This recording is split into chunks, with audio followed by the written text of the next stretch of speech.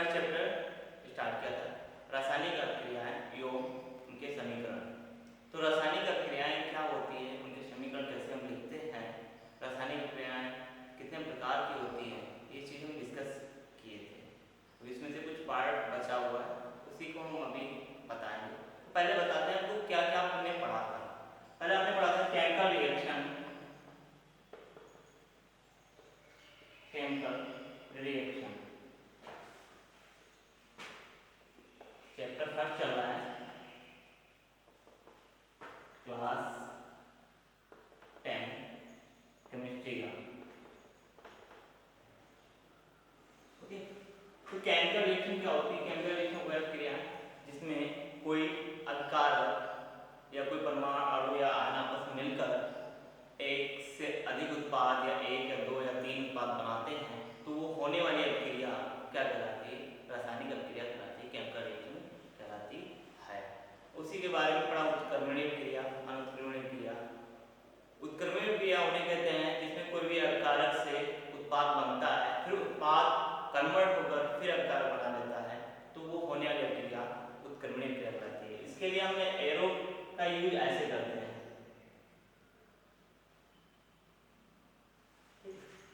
ये हो गई आपकी उत्क्रमणीय क्रिया। उसके बाद आपने पढ़ा था अनुत्क्रमणीय क्रिया। अनुत्क्रमणीय क्रिया वह क्रिया होती है जिसमें कोई अभिकारक से उत्पाद बनता है, न कि उत्पाद से अभिकारक बना सकते हैं, केवल अभिकारक से उत्पाद बने, रिएक्टेंट से प्रोडक्ट बने, वह अभिक्रिया क्या कहलाती है? अनुत्क्रमणीय अभिक्रिया कहलाती है। उसके बाद आपने पढ़ा रासायनिक समीकरण को कैसे संतुलित करते हैं, संतुलित करना सीखा। और उसके बाद आपने स्टार्ट किया था, हमने अभिक्रियाएं कितने प्रकार की होती हैं। उसमें पहले क्रिया पढ़ी थी संयोजन क्रिया। पहले कौन सी पढ़ी थी? पहले हमने प्रकार में पढ़ा था संयोजन अभिक्रिया। दूसरा पढ़ा था आपने विस्थापन अभिक्रिया। विस्थापन अभिक्रिया, द्विविस्थापन अभिक्रिया,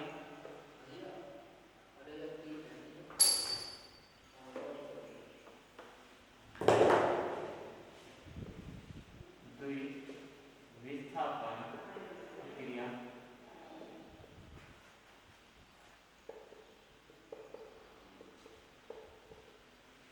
चौथा था उपचयन अभिक्रिया,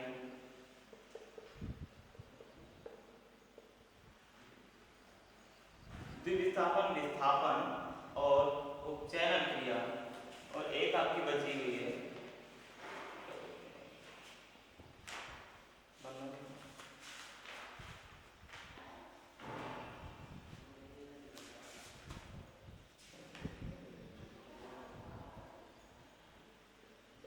अपघटन अभिक्रिया। ये आपने डिस्कस किए थे। इसमें से हमने आपको ये अभिक्रिया बता दी थी, अपघटन अभिक्रिया बता दी थी, ये तीन आपके रह गई। यही आज आपको बताएंगे। संयोजन अभिक्रिया क्या होती है?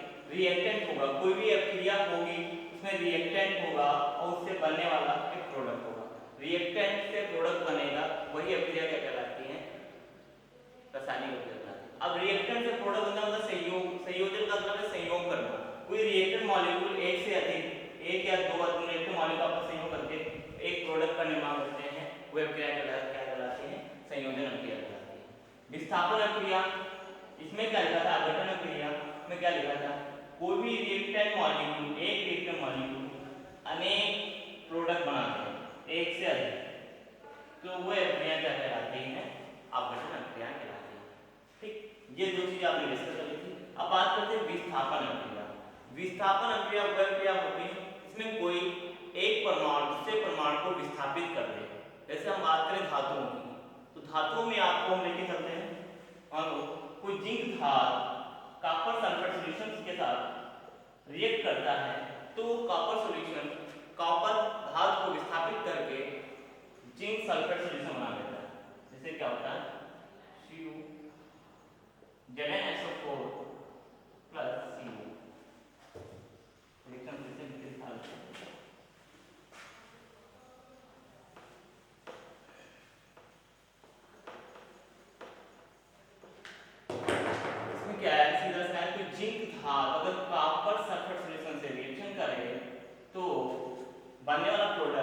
जिंक क्या करेगी, इस कॉपर धातु को विस्थापित कर देगी, यहाँ से हटा देगी और सोल्यूशन बनेगा जिंक सल्फेट का।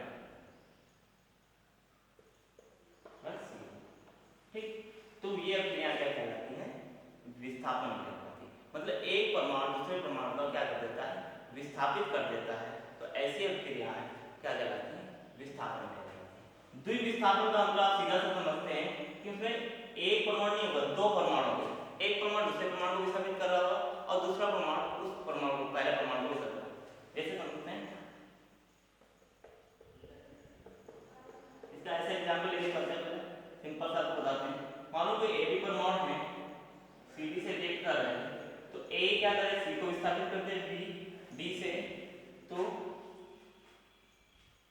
ऐसे हो जाएगा, क्या हो जाएगा, ए बी से रिएक्ट हो जाएगा, बी सी से रिएक्ट हो जाएगा। ठीक, तो बनने वाला प्रोडक्ट क्या होगा, दोनों अलग अलग हैं, डिफरेंट हैं। जैसे आपको एग्जांपल लेके बताते हैं, MgSO4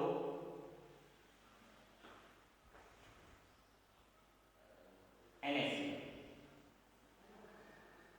तो दो मॉलिक्यूल में दिख सकता है।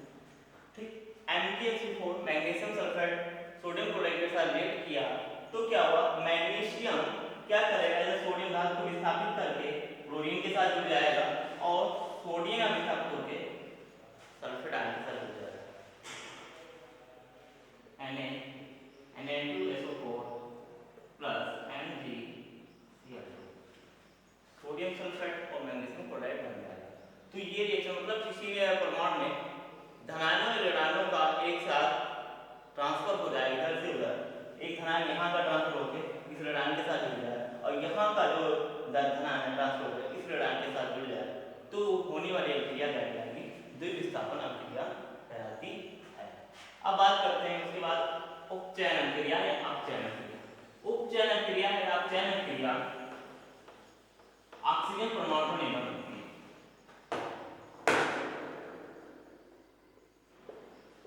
उपचयन अभिक्रिया, उपचयन अभिक्रिया में सीधा सा बोल सकते हैं हम कि कोई भी परमाणु ऑक्सीजन से रिएक्ट करके कोई भी यौगिक बना लेता है, तो उसमें होने वाले ऑक्सीजन परमाणु का किसी एटम से रिएक्ट करना ही अब उपचयन अभिक्रिया कहलाता है। सीधा समझ लिया, ऐसे मान लो कॉपर ऑक्सीजन के साथ रिएक्ट कर लिया, कॉपर ऑक्सीजन के साथ जब रिएक्ट किया तो क्या बना, CO से दो मॉलिक्यूल CO, कॉपर ऑक्साइड बना। तो यहाँ पे क्या कर दिया उसने,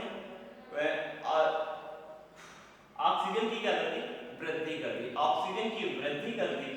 तो जब ऑक्सीजन बढ़े यानी उपचयन अभिक्रिया में सीधा सा होगा कि इलेक्ट्रॉन क्या होंगे, बढ़ेंगे। इलेक्ट्रॉन बढ़ेंगे तो वो अभिक्रिया होने वाली अभिक्रिया को क्या कहेंगे, उपचयन। यहाँ पे ऑक्सीजन का क्या हो रहा है, वृद्धि हो रही है, ऑक्सीजन क्या हो रहा है, बढ़ जुड़ रहा है, इसके साथ जाके ऑक्सीजन की एक कंपाउंड बना है, वृद्धि हो रही है। अगर ऑक्सीजन का ह्रास हुआ तो अभिक्रिया उपचयन अभिक्रिया या अपचयन। अपचयन मतलब लिया है, अपचयन कोई चीज अपचय ली गई, वही ऑक्सीजन को संयोग करके जो अभिक्रिया मतलब किसी परमाणु से वो कोई चीज लेके या इलेक्ट्रॉन लेके या कोई एटम लेके या किसी चीज से लेके कोई यौगिक बना देता है, तो अभिक्रिया क्या कहलाती है, अपचयन अभिक्रिया कहलाती है। ठीक, सीधा सा अगर किसी चीज में ऑक्सीजन का ह्रास होगा, जैसे ऑक्सीकरण अपचयन और अपचयन, अपचयन की बात करें तो ऑक्सीकरण क्या है, ऑक्सीजन का बढ़ना, ऑक्सीजन का बढ़ना यानी इलेक्ट्रॉनों का बढ़ना। ऑक्सीजन बढ़ेगा, इलेक्ट्रॉन बढ़ेगा, तो वो अभिक्रिया क्या कहलाएगी, ऑक्सीकरण अभिक्रिया कहलाएगी। अपचयन अभिक्रिया क्या होती है, ऑक्सीजन की कमी होना या इलेक्ट्रॉनों का घटना, ऑक्सीजन कमी होकर इलेक्ट्रॉन बढ़ना, वो अभिक्रिया क्या कहलाएगी, अपचयन अभिक्रिया कहलाएगी। वही चीज लिखना, अपचयन अभिक्रिया कितना होगा। इसके बाद आपको इसमें लास्ट टॉपिक है, इसमें एक चीज और समझ लेते हैं। अगर यही चीज हाइड्रोजन ऑक्साइड के साथ रिएक्ट कर ले तो ये कॉपर बना देता है, वो H2 CO मान लो H2 के साथ रिएक्ट कर ले तो एक कॉपर बना देता है और H2O निकल जाता है। तो H2 क्या होगा, H2 में यहाँ से क्या हुआ, ये H2 यहाँ से ये ऑक्सीजन में कन्वर्ट हुआ, ये Cu किसमें कन्वर्ट हुआ, Cu में कन्वर्ट हुआ। तो Cu में कन्वर्ट हुआ तो अब ये क्या करेंगे, यहाँ पे क्या था, यहाँ पे अगर इसको तोड़े यहाँ पे Cu2 प्लस में था और यहाँ पे ऑक्सीजन क्या था, माइनस में, ऑक्सीजन क्या में था, माइनस में था। ठीक, यहाँ पे क्या हुआ, ऑक्सीजन की कमी हुई, ऑक्सीजन की कमी हुई तो ये अभिक्रिया क्या कहलाएगी, अपचयन कहलाएगी। अगर यहाँ पे क्या हुआ, ऑक्सीजन की वृद्धि हुई, ये क्या कहलाएगा, उपचयन कहलाएगा। ऑक्सीजन की वृद्धि हुई, उपचयन कहलाएगा, और वहाँ पे ऑक्सीजन की कमी हुई तो ये क्या कहलाएगा, अपचयन कहलाएगा। ठीक है, मतलब यहाँ पे सीधा सा ऑक्सीजन की वृद्धि होना उपचयन, अपचयन, और ऑक्सीजन में ह्रास होना अपचयन, और ऑक्सीजन में वृद्धि होना उपचयन अभिक्रिया कहलाती है। ठीक, दोनों को अलग अलग पढ़ें, उपचयन और अपचयन। उपचयन का मतलब ऑक्सीजन का वृद्धि होना, उपचयन का मतलब है वृद्धि ऑक्सीजन, ठीक, और अपचयन का मतलब है ह्रास ऑक्सीजन। ऑक्सीजन का कम होना और ऑक्सीजन का बढ़ना ही अपचयन या उपचयन अभिक्रिया कहलाता है। ऑक्सीजन जब बढ़ेगी तो उपचयन अभिक्रिया होगी, जब ऑक्सीजन घटेगी तो अपचयन अभिक्रिया होगी। ठीक, अब बात करते हैं इसमें लास्ट टॉपिक है आपका इस चैप्टर का, जिसका नाम है संक्षारण। संक्षारण नाम तो आपने पहले भी सुना होगा।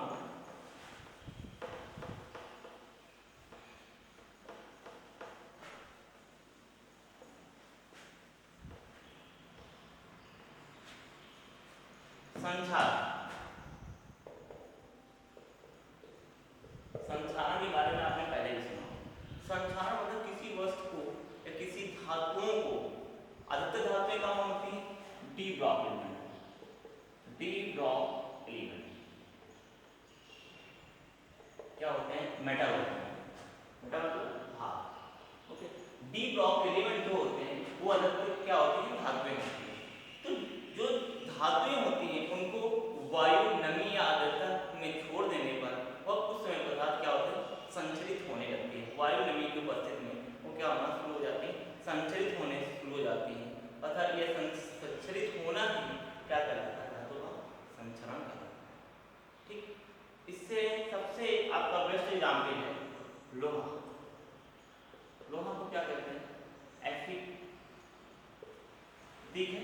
ठीक, Fe आयरन को आपने देखा होगा घरों में, गांव में, आप अगर खुले में इसको छोड़ दें तो कुछ समय बाद में क्या होने लगती है, जंग लगना शुरू होता है। ठीक, तो जंग लगना शुरू होता है तो उसमें वो क्या होता है, बाहर जो खुले में होगा तो वायु होगी, नमी होगी, आर्द्रता होगी, जिसके कारण वो क्या होते हैं, ऊपरी परत पर फेरस ऑक्साइड नामक एक परत बना लेता है, जिसे हम लोग बोलते हैं जंग। ठीक, तो कोई भी धातु किसी नमी, आर्द्रता के संपर्क में आकर उसके साथ संचरित होने लगती है, धातु का गठन होने लगता है या संचरण होने लगता है, तो वह अक्रिया संक्षारण कहलाती है। ठीक, जैसे लोहे में जंग लगना, जैसे लोहे में जंग लगना। ठीक, ये चीज, इससे संक्षारण के बचने के उपाय, आप किसी भी वस्तु लोहे के लिए आप पैंट यूज कर सकते हैं, कापड़ कामों के लिए आपको कांसा का यूज किया जाता है, पैंट की जाती है, तो इससे संक्षारण से हम बच सकते हैं। अब आपको कुछ क्वेश्चन दिए गए हैं, जब लोहे की कील पर कॉपर सल्फेट के विलयन को डुबाया जाता है तो विलयन का रंग क्यों बदल जाता है। तो लोहे की कील पर कॉपर सल्फेट के विलयन को डुबाया जाता है तो विलयन का रंग क्यों बदल जाता है। लोहे की कील पर Fe पे किसका विलयन मिलाया जाता है, कॉपर सल्फेट CaSO4 का विलयन डुबाया जाता है तो विलयन का रंग क्यों बदल जाता है। FeSO4 बना होता है और Cu कॉपर अलग हो जाता है। ये कौन सी अभिक्रिया होगी, पहले इसमें अभिक्रिया में बता दें। लोहे की कील पर कॉपर सल्फेट के विलयन में डुबाया जाता है तो वो क्या होने लगती है, उसका कलर बदल जाता है। तो होता क्या है, लोहे की कील पर जब कॉपर सल्फेट का विलयन मिलाया जाता है तो वो क्या होने लगती है, FeCaSO4 के साथ रिएक्ट करके एक कौन सी क्रिया हो रही है? विस्थापन क्रिया। FeCO को विस्थापित करके फेरस सल्फेट बना लेता है और कॉपर सल्फेट टूट जाता है। ठीक, तो ये कौन सी क्रिया हुई? विस्थापन क्रिया हुई। तो उसमें क्या होता है? CuSO4 का जो कलर होता है सल्फेट का आयन की वजह से क्या हो जाता है? गायब हो जाता है और ये इसका कलर बदल जाता है।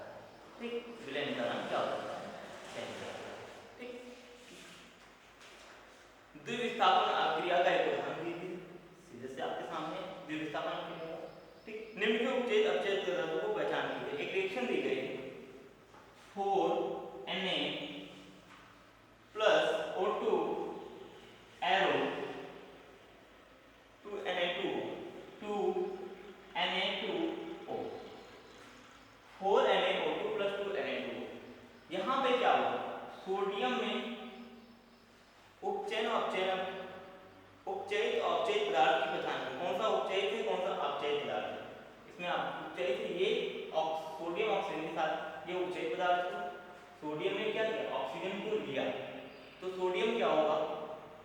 ऑक्सीजन की वृद्धि हुई सोडियम के पास, क्या होगा? उपचय। क्या होगा? उपचय।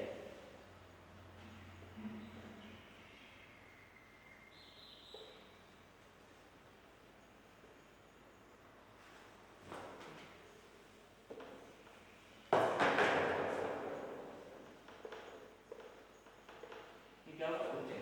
दूसरी रिएक्शन दी गई CuO plus H2 Cu plus H2। इसमें क्या हो रहा है? ऑक्सीजन की हाफ ऑक्सीजन यहाँ से गई एरो, तो इसको बोल सकते हैं अपचय। ठीक, लेकिन इसमें एक ही चीज निकल के आती है। यहाँ सोडियम का क्या हुआ? सोडियम में ऑक्सीजन की वृद्धि हुई, सोडियम में ऑक्सीजन की वृद्धि हुई, तो अपचय। अपचय आपको चयन। ठीक है, इसमें क्या होगा? इसमें तो आपको बता देते हैं, ये होगा यहाँ पे क्या होगा? ऑक्सीजन की कमी हुई, ये उपचयित होगा ये अपचयन होगा। ओके, ठीक है, ये उपचयित होगा और ये अपचयन होगा। ऑक्सीडेशन, ये रिडक्शन। उपचयित को ऑक्सीकरण भी बोलते हैं, ऑक्सीकरण, जिसे इंग्लिश में बोलते हैं ऑक्सीडेशन। ओके, इसको रिडक्शन बोलते हैं। रिडक्शन इलेक्ट्रॉनों का बढ़ना, ऑक्सीडेशन इलेक्ट्रॉनों का घटना। ठीक है, ऑक्सीजन का बढ़ना ऑक्सीडेशन और ऑक्सीजन का घटना रिडक्शन कहलाता है। ठीक है, तो इतना होगा, संचारण होगा।